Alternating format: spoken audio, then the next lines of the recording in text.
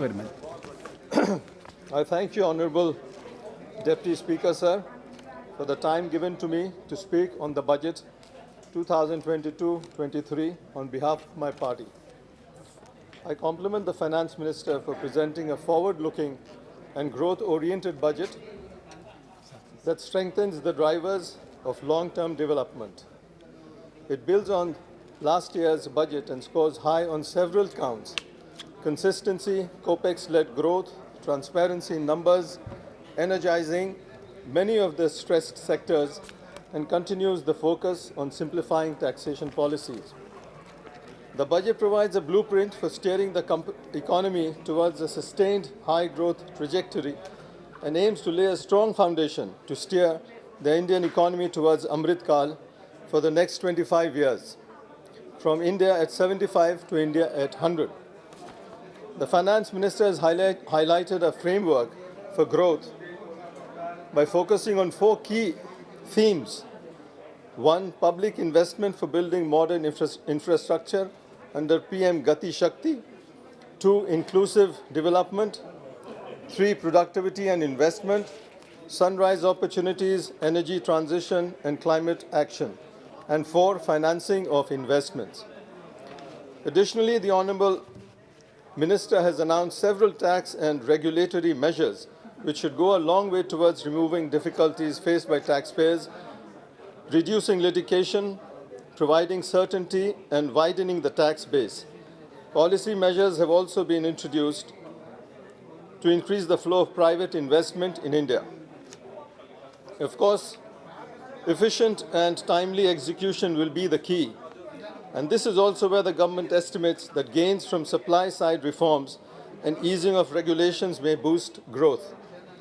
The emphasis on infrastructure spending, reforms, various supportive schemes such as PLI and digitalization are expected to boost investment and kickstart the virtuous cycle of investment, employment, income, and demand. In fact, the digitalization theme will be the backbone for new investments in education, healthcare, agriculture, banking, payments, and will also streamline government payments and procurements.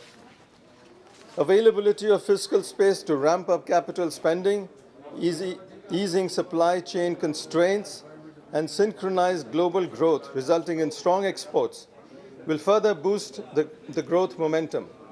A well-coordinated monetary and fiscal policy will ensure a sustained recovery, and measures such as swift payments, resolution of disputes and arbitration, and improved logistical efficiencies are likely to enhance the ease of doing business and boost investors' confidence. I also note that the government's thrust on mindful and deliberate use of resources is visible as the FM has proposed long-term and short-term actions towards a sustainable development. What is truly commendable is the announcement of targeted policies and specific sectors to support their recovery and boost growth in sectors with opportunities. This will help improve productivity, reduce fragmented growth, and create job opportunities. The contribution of the pharmaceuticals and healthcare industry have been well acknowledged, especially the speed and coverage of vaccination and improvement in the healthcare infrastructure. The key announcements include creating a robust national digital health ecosystem through extensive use of technology and launching the National Tele-Mental Health Program. Mission Shakti, Mission Vatsalaya, Saksham Anganwadi, and Poshan 2 were recently launched to provide integrated benefit to women and children.